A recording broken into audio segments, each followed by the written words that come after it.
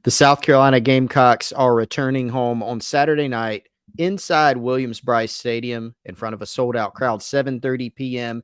is kickoff, and we now have a new South Carolina football depth chart. Hot off the presses, released here on Monday, and a new official starter, somebody who did start the last game against Georgia, but a new official starter is now listed on the depth chart. Let's go over everything here. I'll pull it up for you.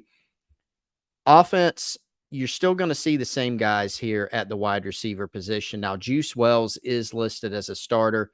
We do not yet have an official update here on Monday as to his status. Shane Beamer noted on Saturday after the Georgia game and on Sunday during his teleconference that Juice Wells will be seeing a specialist on Tuesday. Chances are we may know more on Tuesday, probably know more later in this week in terms of the long term, but take that with kind of a grain of salt that Juice Wells is still listed here as a starter after leaving the Georgia game with an injury. Nick Harbor behind him. Status quo in the slot with the Marion Brown and Eddie Lewis. Now, AB did not play against Georgia, but Beamer has said over the weekend that he should be good to go for the Mississippi State game. We should find out more again about that this week. So he's still a starter.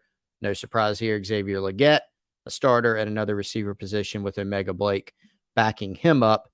Here is a change officially on the depth chart. Tree Babalade, who started the left tackle position against Georgia, is going to be the starter once again. They've made that depth chart official, which is kind of like Facebook official, I guess.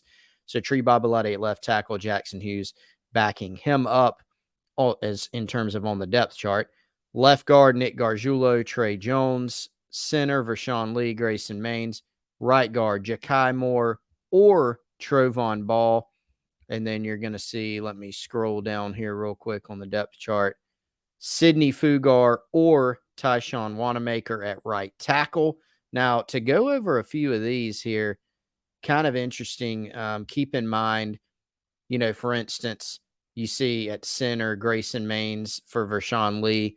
It could be that in an effort to get your best five, always keep in mind with the depth chart that Nick Gargiulo would seem to be the likely guy to slide over at center if something happened to Lee.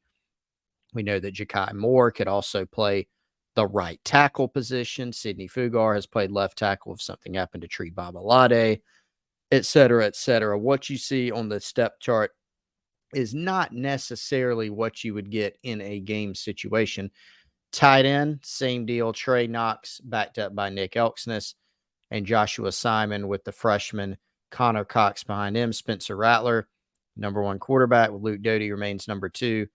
DeCarrion Joyner is still listed as the starter at running back, and then Juju McDowell or Mario Anderson, who had some nice carries against Georgia. Probably look out for Mario Anderson being able to get a little bit more run as the season goes on. Let's go to defense now.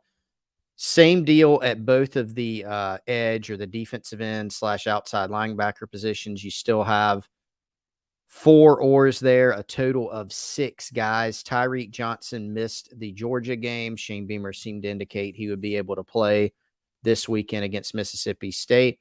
And JT Gear, who's been listed on the depth chart since the beginning of the season, no change to this.